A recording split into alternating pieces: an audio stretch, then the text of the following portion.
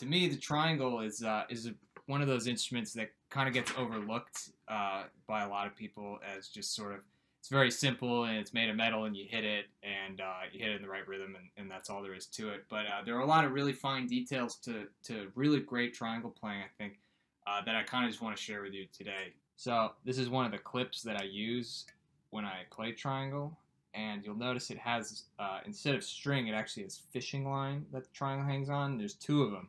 The reason for that is the triangle hangs on this smaller one right here, and the larger one is there just for safety. It's kind of an insurance policy.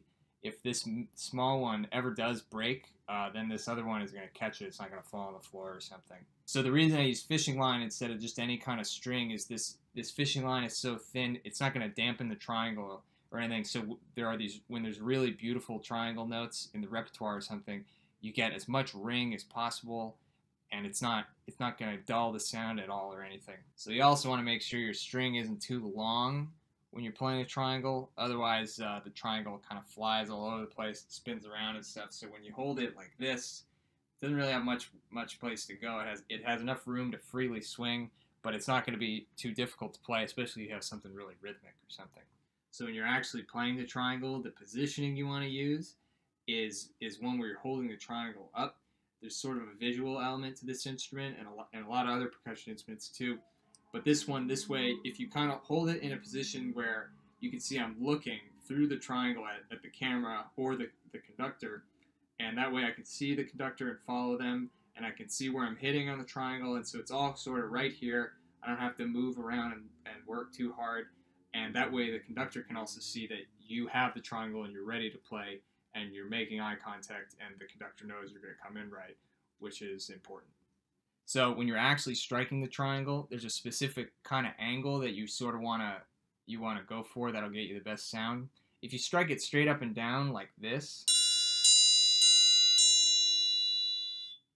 you sort of just get one tone. It's almost a pitch to me. It's like one frequency, and we want something a little more shimmery. So if you go too far the other way, where you're just kind of coming in straight sideways like this, it's better, but I think it's best to kind of split the difference and sort of come in at an angle like this. Gives it a really shimmery quality, really bright sound, and that to me sounds like a triangle as opposed to more of a bell sound, you know? So then when you have rolls on the triangle, it's the same concept. You want to have an angled kind of stroke when you're rolling between the sides of the triangle, like this. If you're kind of straight up and down like this, you'll kind of hear,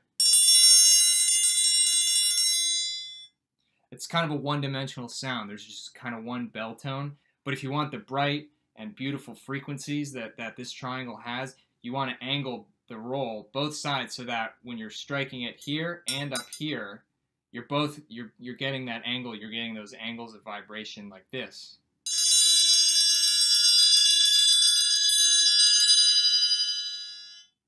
Much more beautiful, shimmery sound to me. So another tip that kind of makes your life easier is generally playing triangle and striking right in the middle of the beater like this.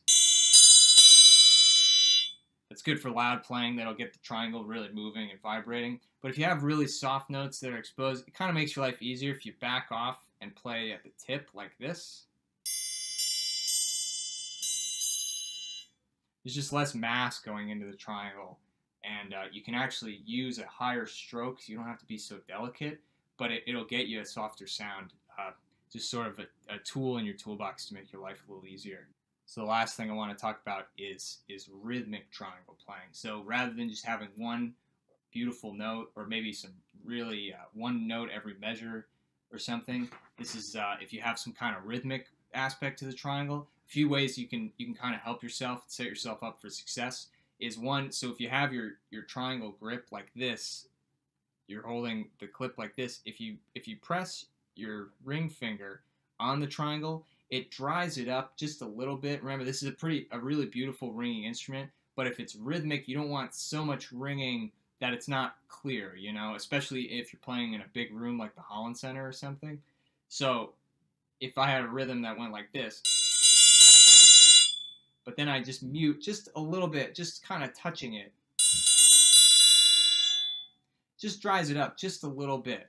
You know, you can kind of mess around and experiment with maybe 2 fingers or different placement or something.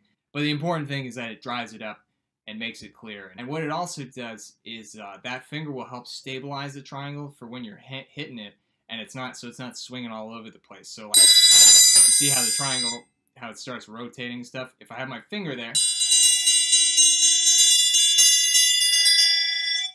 it just keeps it pretty stable. Hope that was helpful. Happy practicing.